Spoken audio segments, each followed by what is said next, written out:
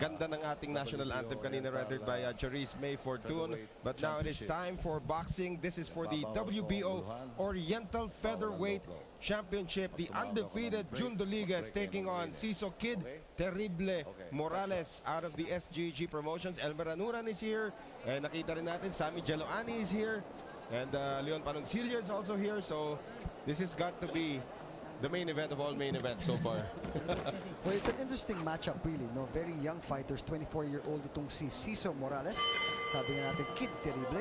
At itong the Hercules. Hercules versus the Terrible Kid, no? At kaliwete po itong si Doliguez. He has never gone out.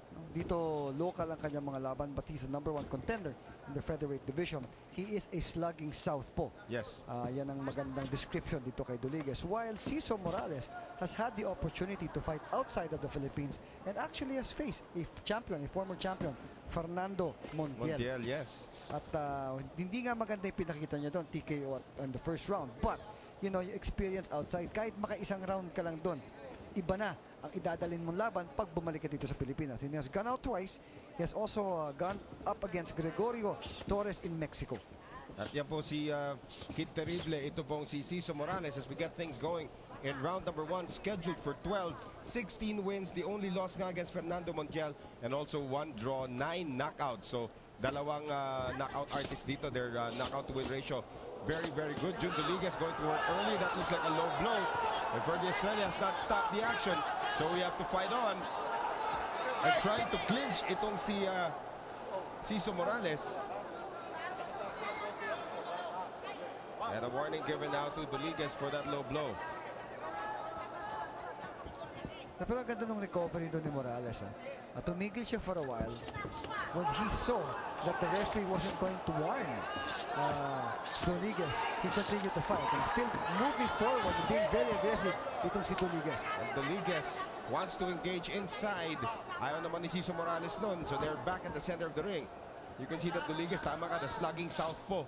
Magandang itawag dito kay June Doliguez. Still undefeated after 14 professional fights. Has drawn once. One of his 13 victories, 10 doon ang knockout. So napakaganda na knockout to win ratio nitong ating dalawang boksingero, no? We do expect someone to fall, no? Sa lakas ng mga binabatong suntok nitong ating dalawang featherweight. Yung estilo nila talaga, it's go for parating pang home run yung mga tira nila dyan eh. Lawang bunt, partner. Oh, wala pang bunt. Walang kumakante, no? Panay home run. Swing ang nakikita natin dito just to have a discussion on the baseball side. But they're just throwing bombs. So that left hand from the southpaw and that right hand from the orthodox fighter. Orthodox fighter being itong si Ciso Morales in the white trunks and June Doliguez in the yellow trunks. So that's a very good point that you make though, Mike, na ito pong si June Doliguez hindi pa lumalabas ng Pilipinas, but he may get a chance to do that if he gets this championship. That's right. Final seconds of the first round.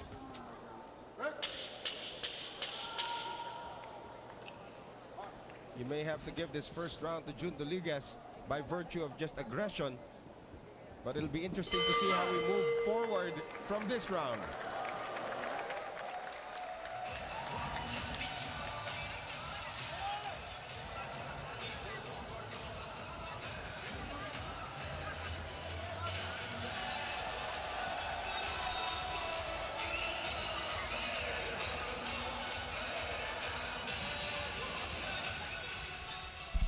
As we take a look at the action dito, sugod ng sugod. There's that low blow na hindi kagad nakita ni Ferdy Estrella, but rightfully warned itong si June Doliguez after the fact.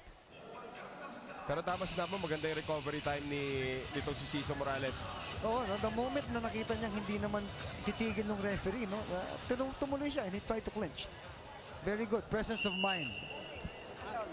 Batiin nga natin yung mga hardworking producers natin dito sa ating venue. Una-una ito katabi natin si Omar Santiago. Pawis na pawis. Si Pierre Sala, si Christian Encarnacion. Of course, yung ating bossing dito, si Mike Sacramento. Andyan din si Yuri. Of course, everybody in the OB band, Direct Freddy Picardal. That's right. Everybody's been working hard. Yeah? Kung wala po sila, wala kami. Salamat po sa inyo. Yeah, maraming salamat. Of course, Paulo Diaz is also here with us of Solar Sports. So, the whole gang is here in Batangas City para masaksihan po itong ating event, the Pinoy Warriors 2, the Battle of Batangas.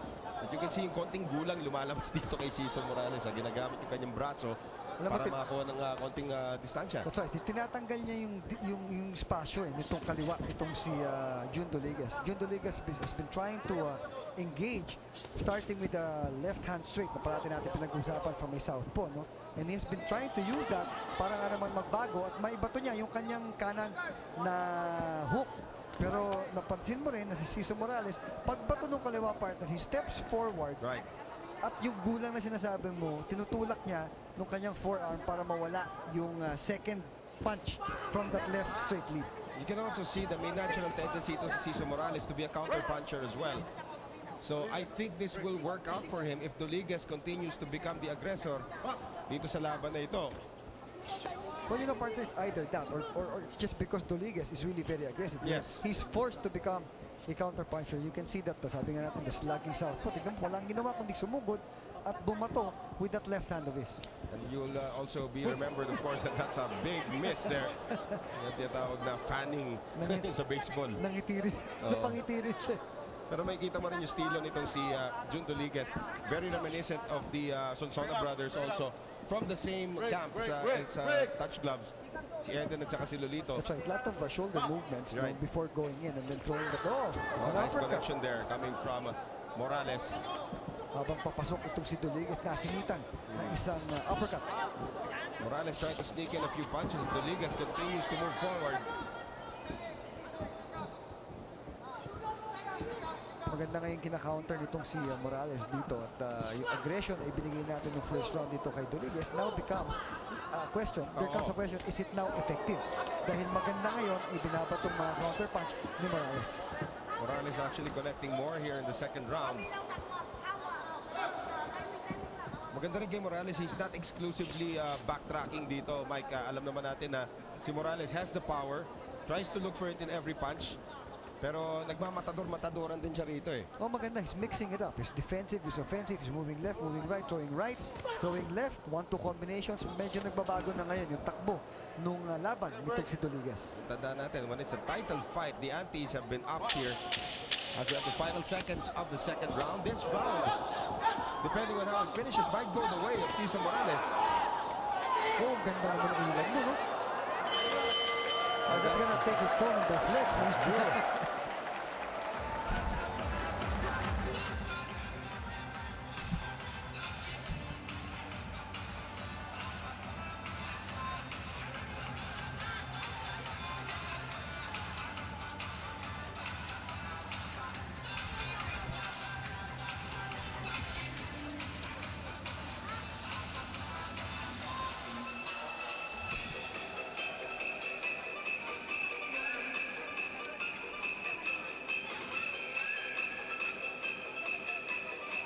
Alae, nasa Batangas po tayo.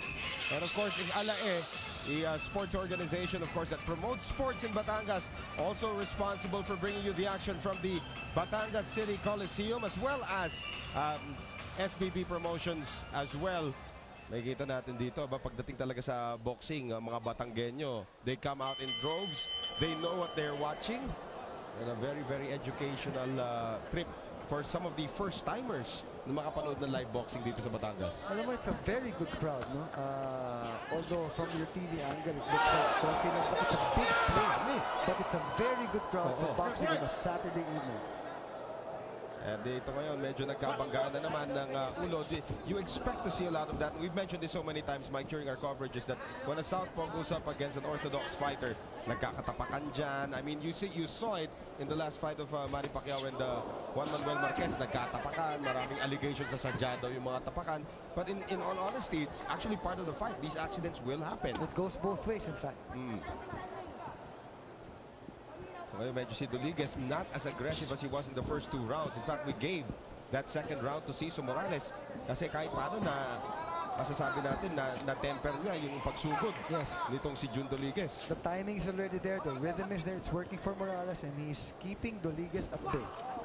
And now Morales starting to connect with that right hand. On those combinations with over a minute gone by here in round number 3, scheduled for 12 for the WBO Oriental Featherweight Championship. That will be ruled by Ferdy Estrella as a slip.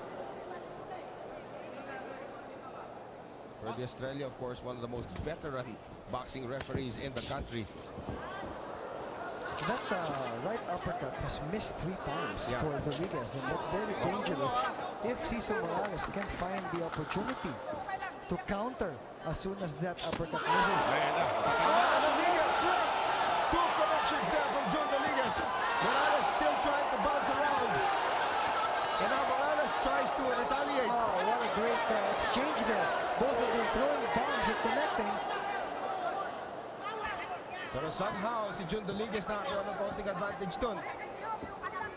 Trying to follow up on that one. But Morales took all of it, sir. And Yes. I don't think he even flinched. No, he took all those punches, and it's a testament to his preparation. Ganda rin ang balance na ipinapakita rito si Ciso Morales. There are just some boxers who are so blessed with the gift of balance. Kahit na natatamaan sila, they still find a way to adjust. At yan po yung ginawa nito si Morales. Clearly, si Morales is moving quite so much better than Doliguez. The left and right movement, the spring on his legs is quite evident. He moves so much better than Doliguez. Doliguez, however, is connecting with that left hand of his. Tough round to score with under 30 seconds to go here in the third. Doliguez again, grazing left hand 2 inches to the right. That would have been a knockdown. Well, you know, you have to give that to Morales. He made Doliguez miss with that head movement. Final seconds of the third. Very, very tough round to score. That'll do it for round 3.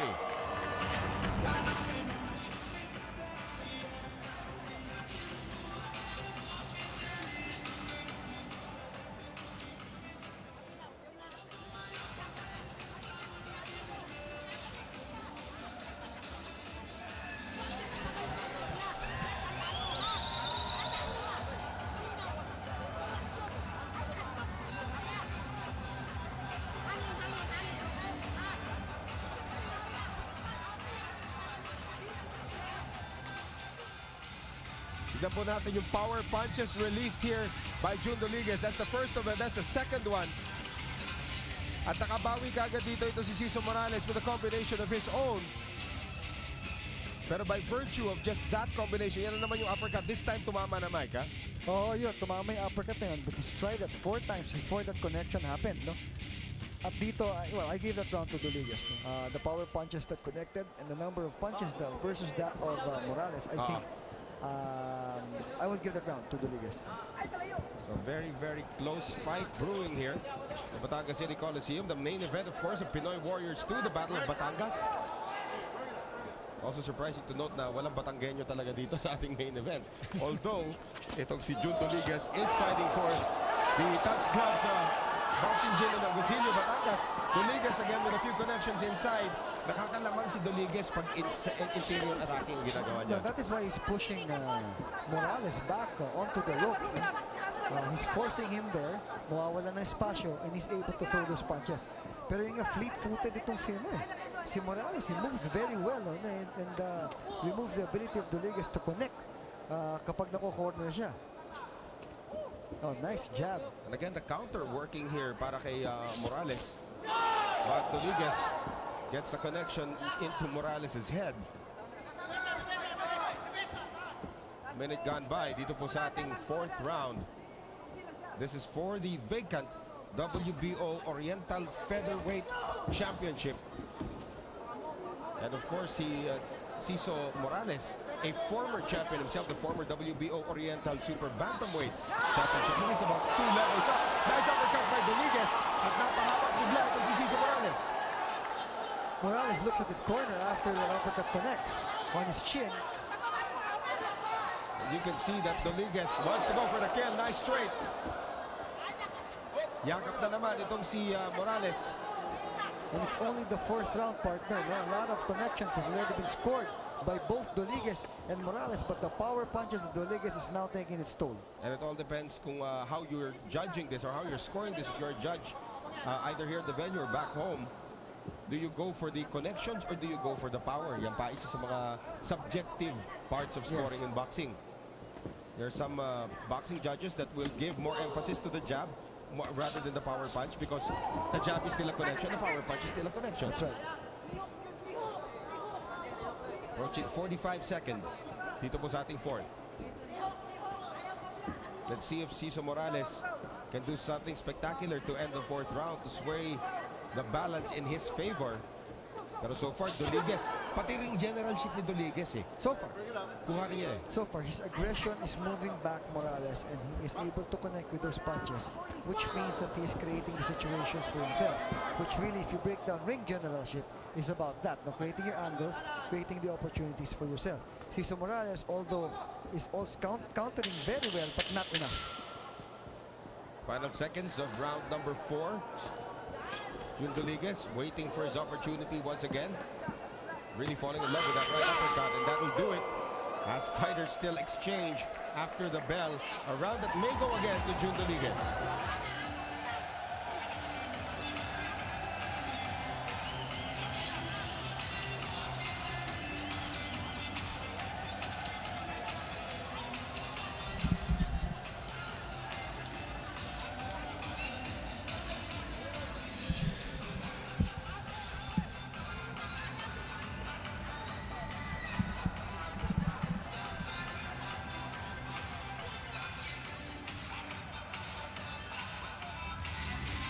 Taking a look at the action here, power punches are starting to come in bunches now for Jun Doliguez, the #1 featherweight contender in the Philippines.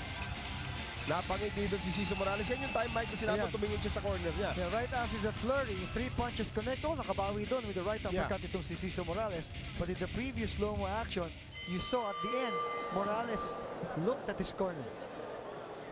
Parang either nagsasorry siya at tinamaan siya, or he could be asking for help. That's right. Well, let's see if they made the adjustments here in the 5th round. Scheduled for 12. Doliguez continues to be the raging bull. Doliguez with the left. Doliguez missing on the uppercut. Morales trying to be hard to hit. Morales magandang iwas pero hindi naman pumapato ng counter. Alam mo, the experience that Morales has is really showing. He's making Doliguez miss, but you're right. He is unable to throw counter punches.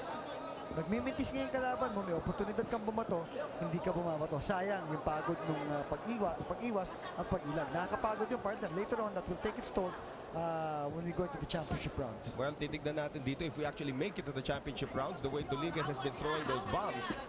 Championship rounds, of course, we refer to rounds 10, 11, and 12. And Morales goes down. I don't know. It's going to be ruled a knockdown here. Hindi ko na usang tinamaan dito si Morales. 7, doesn't look like he's gonna beat the count here, Mike. 8, 9, 10, it's over. Jun Doliguez is the new WBO Oriental Featherweight Champion.